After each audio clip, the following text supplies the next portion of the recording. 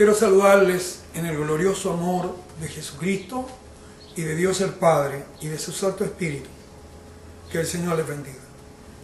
Pablo, hablando a Timoteo, a quien él considera, y se lo dice en sus cartas, un verdadero hijo.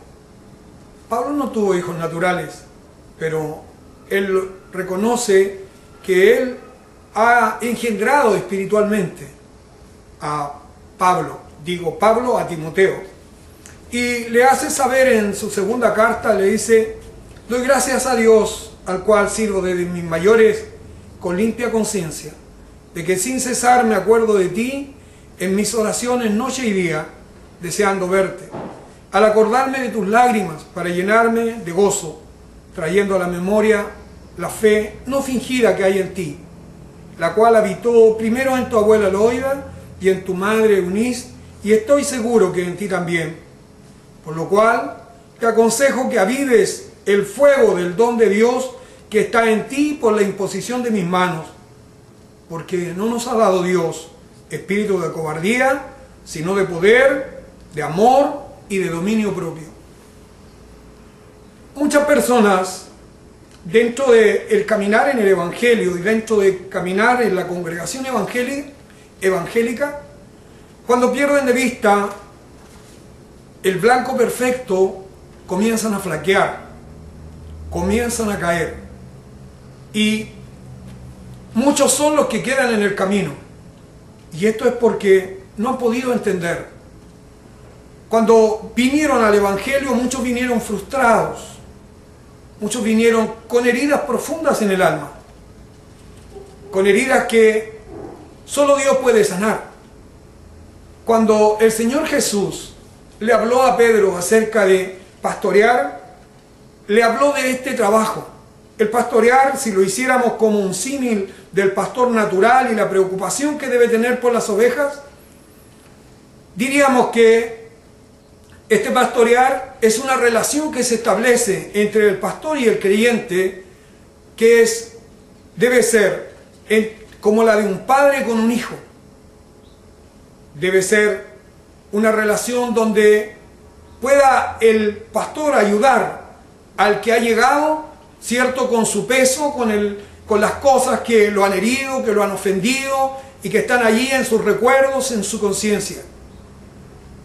En la carta que el Espíritu del Señor envía a los Hebreos, en el capítulo 9, verso 14, hay una pregunta que hoy la vamos a tomar para también hacernos nosotros esa pregunta. Y dice: ¿cuánto más la sangre de Cristo, el cual mediante el Espíritu Eterno se ofreció a sí mismo sin mancha a Dios, limpiará vuestras conciencias de obras muertas para que sirváis al Dios vivo? Mis recuerdos, mis dolores, mis aflicciones, las cosas que yo viví, esas cosas que vienen a mi mente, esas cosas que están constantemente en mi mente cuando yo he venido al Señor, y que cuando entro en un conflicto comienzan a dar vuelta dentro de mi cabeza, dentro de mi corazón, y están ahí. ¿Cuántas personas dicen: no, pero a mí siempre me pasa lo mismo? ¿Por qué a mí? ¿Por qué yo? Cuando hay un conflicto dentro de la congregación, la persona o reacciona de una manera violenta o reacciona, ¿verdad?, yéndose. Pero eso es porque sus heridas no han sido curadas. Porque la sangre de Cristo tiene ese poder de limpiar esas heridas que yo tengo. Pero ese es un trabajo que debe hacerlo el pastor con el creyente. Él debe ayudarlo para descansar.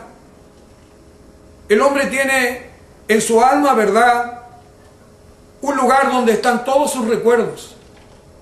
Un lugar, ¿verdad?, que sería como el lugar donde el hombre ha querido de pronto aislar cosas y dejarlas ahí como que no me acuerdo de ellas. Pero que son cosas que se manifiestan de tiempo en tiempo y traen amargura, traen dolor, traen decepción, porque fue lo que nos provocaron.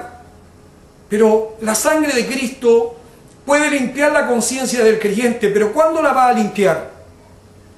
Cuando yo le creo a la palabra. Cuando yo creo que si yo confieso mis pecados a Dios, Él es fiel y justo para perdonarme y para limpiarme de toda maldad. Yo no puedo desconocer que participé en el mundo en cosas que no eran del agrado de Dios y que muchas veces fue impulsado por mi naturaleza y otras tantas veces fue impulsado por un espíritu de demonio.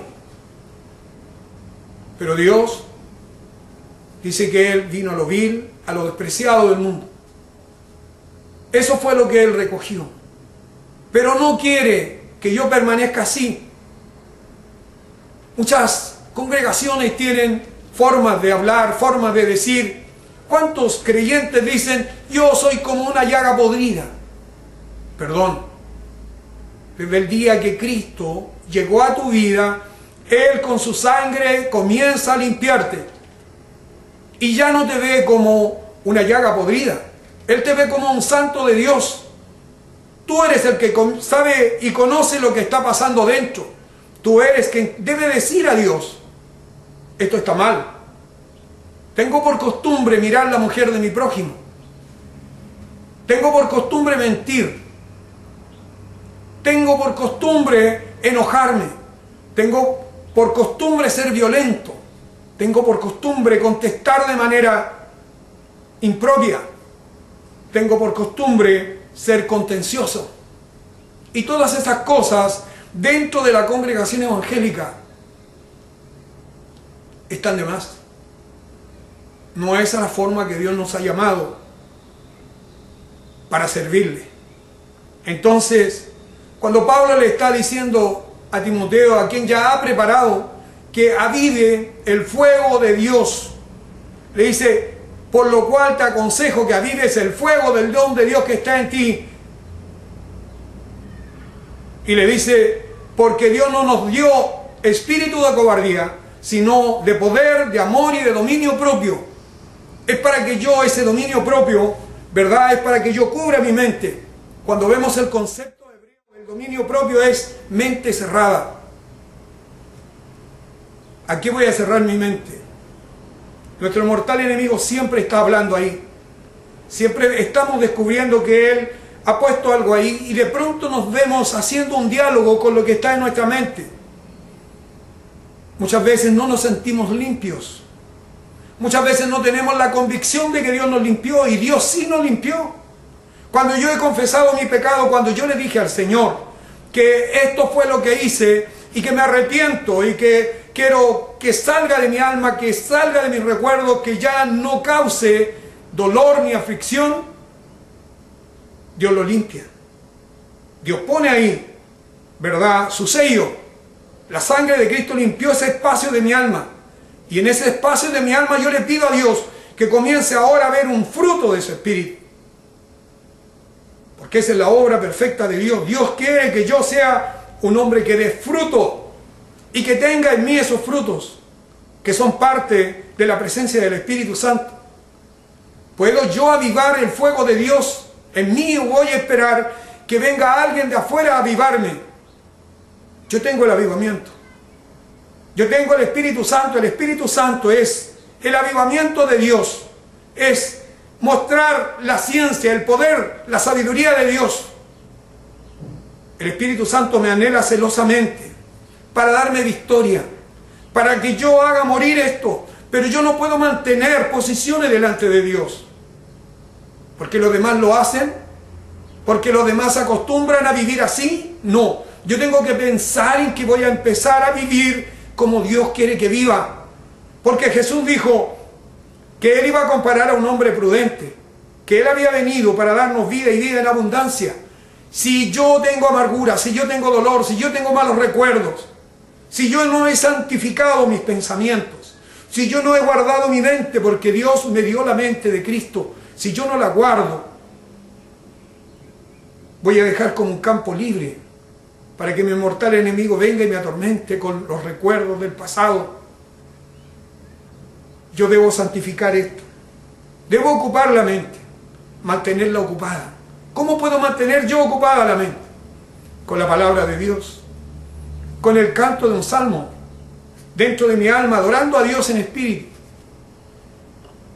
Es necesario que entendamos que cuando hacemos morir lo terrenal, cuando vamos santificando las áreas de nuestra alma, de nuestra vida, podemos también empezar a disfrutar y a tener este avivamiento. Muchas veces queremos que alguien venga, que alguien cante, que alguien diga, no Señor, nosotros somos un avivamiento. Vamos en el bus, estamos haciendo tareas en la casa y tenemos una alabanza para Dios y en nuestra mente tenemos palabra de Dios y en nuestro corazón tenemos palabra de Dios. Yo quiero que el Señor les bendiga. Vamos a ampliar esto más adelante. La paz de mi Señor. Amén.